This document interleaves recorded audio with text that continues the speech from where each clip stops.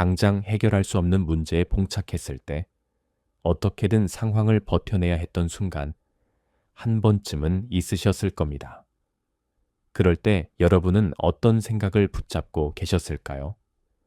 오늘은 조조의 이야기를 통해 사람의 생각이 어떻게 행동을 바꾸는지를 함께 살펴보려 합니다. 우리는 경험으로 알고 있습니다. 사람을 움직이게 하는 것은 상황 그 자체보다 그 상황을 어떻게 받아들이느냐라는 점을 말입니다. 그 생각이 사람의 행동을 조금씩 움직이게 합니다. 삼국지의 중심 인물인 조조가 이 원리를 이용해 위기를 넘긴 이야기가 바로 망매의 갈입니다. 망매의 갈은 직접 해결되지 않는 상황에서 생각 하나로 잠시 버텨내는 일을 뜻합니다. 지금부터 조조가 위기의 순간에 어떤 판단을 했는지 그 상황을 천천히 따라가 보겠습니다. 조조는 삼국지 속에서 언제나 충분한 준비를 마친 뒤 움직인 인물이 아니었습니다. 오히려 그는 준비가 부족한 상태에서 결정을 내려야 하는 상황을 반복해서 맞닥뜨렸던 인물이었습니다. 한나라 말기의 전장은 늘 불안정했습니다. 어제의 동맹이 오늘의 적이 되었고 병력과 보급은 계획대로 유지되지 않았습니다. 이런 환경에서 조조는 모든 조건이 갖춰질 때까지 기다리는 선택을 하지 않았습니다. 대표적인 사례가 한나라의 마지막 황제인 헌제를 곁에 두는 선택이었습니다. 조조는 황제를 몰아낼 힘이 없었고 그렇다고 황제를 앞세워 한나라를 다시 일으킬 생각도 없었습니다. 그래서 그는 황제를 폐위하지도 새로운 왕조를 선언하지도 않았습니다. 대신 황제를 보호한다는 명분으로 곁에 두는 길을 택했습니다.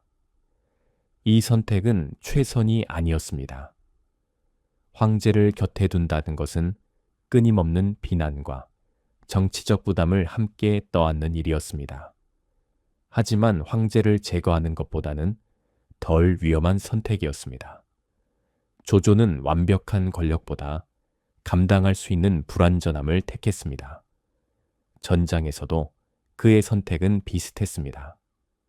관도대전은 중국 북부의 주도권을 두고 조조와 원소가 맞섰던 대규모 전투였습니다.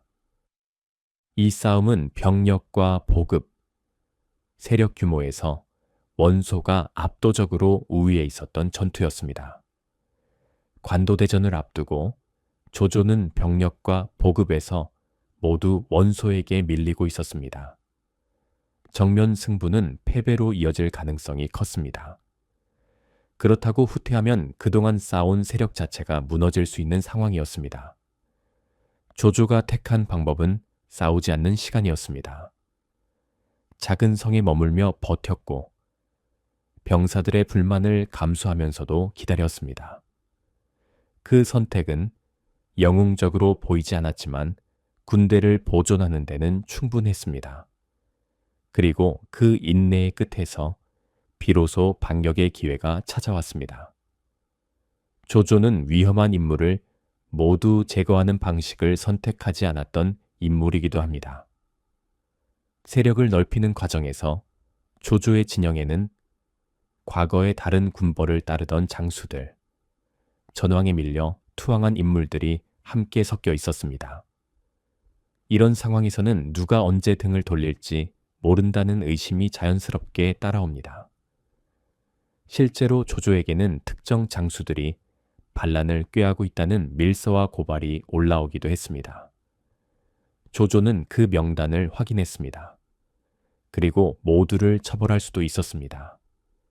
그렇게 하면 당장의 위험은 사라질 수 있었습니다. 하지만 조조는 그 문서들을 사람들 앞에서 불태워버립니다. 누가 의심받았는지조차 남기지 않는 선택을 한 것입니다.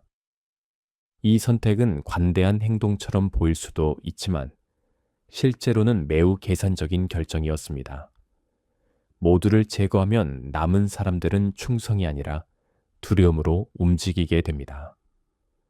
두려움으로 움직이는 군대는 위기 앞에서 가장 먼저 무너집니다.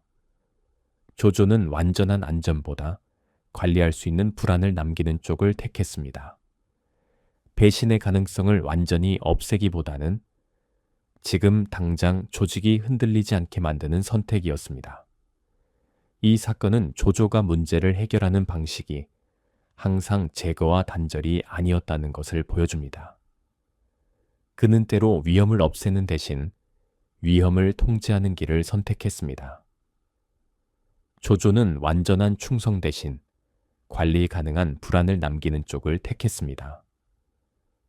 위험을 없애기보다는 통제할 수 있는 수준으로 유지하는 선택이었습니다. 이런 선택 방식은 군대를 이끌 때도 그대로 이어졌습니다. 조조가 군대를 이끌고 이동하던 이 행군 역시 여유 있는 상황은 아니었습니다. 한 곳에 오래 머무르면 적에게 노출될 가능성이 컸고 시간을 끌수록 주도권은 약해질 상황이었습니다.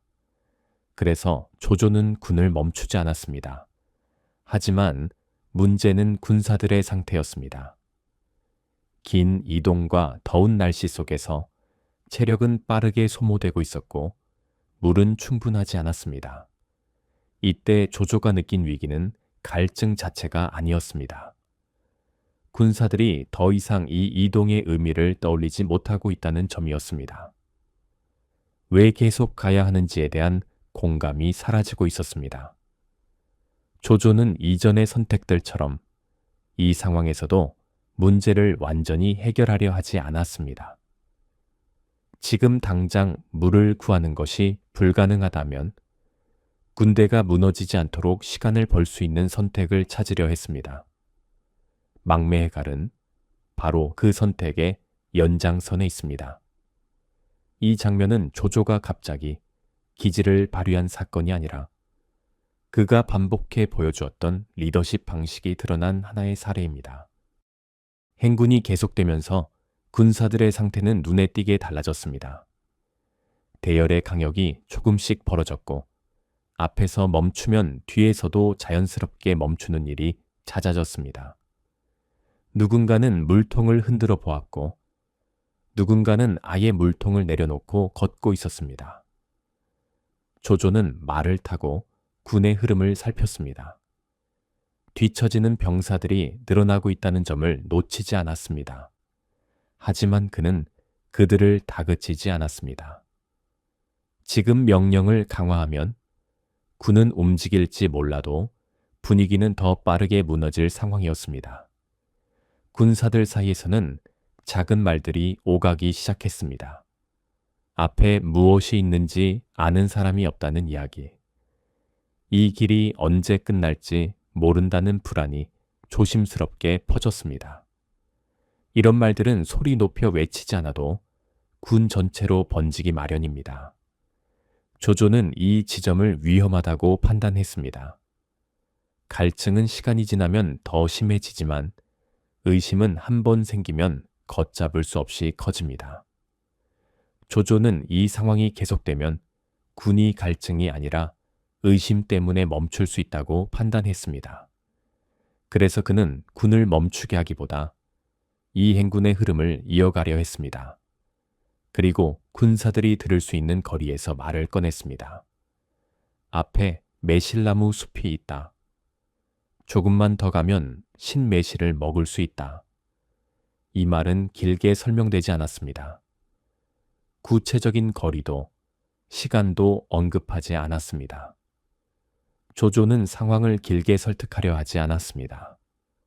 그 말이 퍼지기 시작하자 군사들의 반응은 빠르게 나타났습니다. 입안에 침이 고이기 시작했고 마른 입술을 적시는 느낌이 들었습니다. 몸의 상태가 갑자기 좋아진 것은 아니었지만 사람들의 표정은 이전과 달라졌습니다. 조조가 노린 것은 바로 이 지점이었습니다. 매실을 실제로 먹을 수 있는지보다 앞에 무엇인가가 있다는 그림을 떠올리게 만드는 것. 군사들은 다시 걸음을 옮기기 시작했습니다. 아까보다 빨라진 것은 아니었지만 멈추지 않고 이어지는 걸음이 생겼습니다. 앞을 바라보는 시선도 조금씩 늘어났습니다. 그가 한 말은 지금 이 행군이 끝없이 이어지는 고통이 아니라는 신호였습니다. 군은 그렇게 다시 움직였고 행군은 이어졌습니다. 이 장면이 바로 망매해갈로 전해지는 사건입니다. 행군이 더 이상 왜 계속되어야 하는지 군사들이 떠올리지 못하던 순간 조조는 시간을 벌어 군이 무너지지 않도록 하는 선택을 했습니다. 이것이 그가 이 상황에서 택한 방식이었습니다. 조조의 말이 효과를 낸 이유는 무엇이었을까요? 군사들이 믿은 것은 매실이라는 대상이 아니었습니다. 그들이 붙잡은 것은 이 길 끝에 무언가가 있다는 생각이었습니다. 행군이 계속되며 군사들은 갈증보다 먼저 이 고통이 언제 끝나는지를 떠올리지 못하고 있었습니다. 사람은 지금의 고통 그 자체보다 그 고통이 언제까지 이어질지를 알 수 없을 때 먼저 멈추게 됩니다. 조조의 말은 갈증을 해결하겠다는 약속이 아니었습니다. 그 말은 이 행군이 끝없이 이어지는 상황이 아니라는 하나의 해석이었습니다. 지금은 힘들지만 이 상태가 영원하지는 않다는 신호였습니다.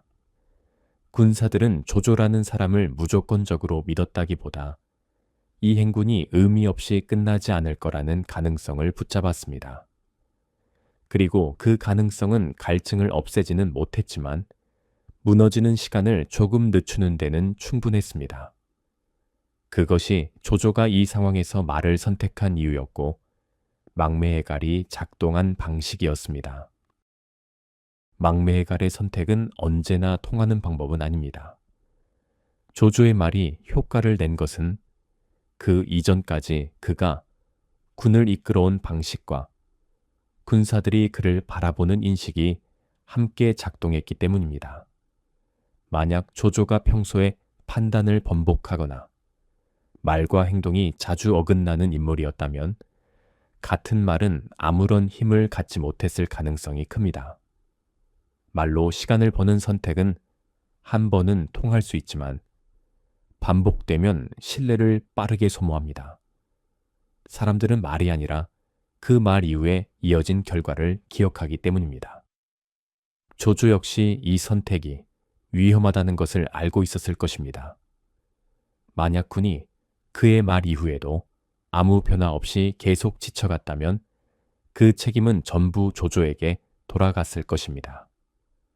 그래서 망매해갈은 요령이나 기술이 아니라 그 순간에 감당해야 했던 책임이 함께 따른 선택이었습니다. 조조의 리더십은 사람을 설득하는 데서 끝나지 않았습니다. 그는 말로 시간을 벌었다면 그 시간 안에 다음 선택을 준비해야 했습니다.